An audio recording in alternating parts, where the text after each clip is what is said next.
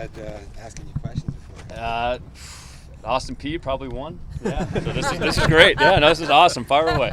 Coach, when you got the notice first about Charlie's health, what was your first reaction to that news, and did you know you were going to be the first guy up to be potentially in the position right now? Yeah. So actually, Coach Dilly really was the first person to tell me when it happened, and he immediately told me that, hey, I was going to take over for special teams. But my immediate reaction was just, obviously sadness and shock. I've known Coach Regal since I was a kid. I almost went to Chaparral because of Coach Regal, although I tell him I didn't go because of him.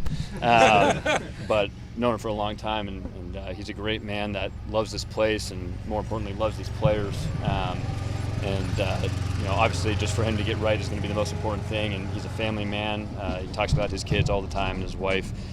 So for him to just be there for his family is going to be the most important thing for him. And obviously I was sad, and not the way I wanted to get this role by any means, but it's not about me. It's about these players and getting these guys in the best position to be successful. What was the players' reaction? How much did growing up in a football family help you? A lot. But the funny thing, my dad's out here every Tuesday and Wednesday.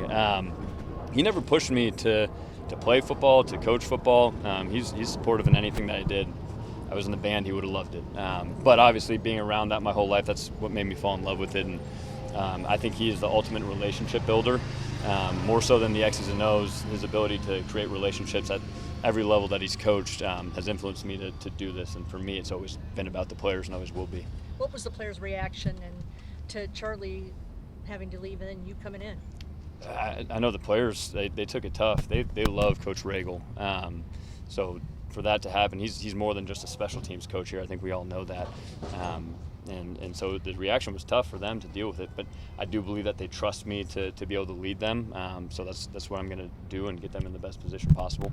Kenny talked about how Regal's energy is irreplaceable, but he trusts you to lead in your own way. What's the way that you want to be viewed as a leader here? I'm going to be me. I'm going to be myself. I'm a high energy guy as well, but I'm always going to be myself. I'm not going to try and be Coach Regal because nobody can do that other than Coach Regal. So you'll see me on the field running around, giving good energy, good passion, and just being detailed with my work, making sure that the guys know what they're doing every single play. What do you think on the focus in correcting right now with the special teams? Yeah, so we have a talented special teams group. I know we haven't performed to the ability that we can. We're not going to be able to make just a million different changes with the specialists right now. So focusing on one thing at a time, every single practice having one thing, whether, all right, Canyon, we're focused on our drop today, or we're focusing on shortening our steps today, whatever that might be, have one focus every single day. That way you're not trying to change a bunch of things at one time, because you're not going to perform well if that's the case. How has your previous experience as a special teams coordinator kind of made for a smooth transition and even giving you confidence stepping into this? Obviously, I understood what it took because I've been able to do it at a few places. Obviously, last year I was at Austin P, and it was a great experience. And prior to that, I was at UCLA working on special teams and really helping run it. As well, the year before that, I was at ECU. I've been to a lot of places recently. That's kind of just the life of a young coach, but a lot of good experiences in running it in different ways as well. What's the best piece of advice you've probably gotten from either maybe Coach Regal via text or just people within the staff to not only just maybe while taking up the position, at least for right now, but to be able to, like you said, do it in your own way? Yeah, I mean, I talked to Coach Regal, and he told me I'm ready for it, and he trusts me, and he told Kenny that I'm the right guy for the job, which, I mean, to have his confidence in me, that meant the world. And coaches have came up to me and told me that they believe me. Coach Sagas pulled me in the kitchen and was like, hey, when Kenny told me that you were running it, like, I was like, hell yeah, Nudo can do it. So just having their confidence in me means a lot, and just obviously being me is going to be the biggest deal.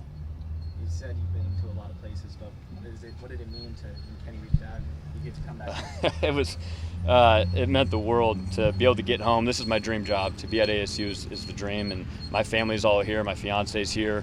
And so to be able to be home and experience this, it's been the world. And when I got that call, man, I was actually in a high school recruiting and had to step out, and I yelled in the hallway. But it was good. It was awesome. Thank you. Thank you very much. Thank you.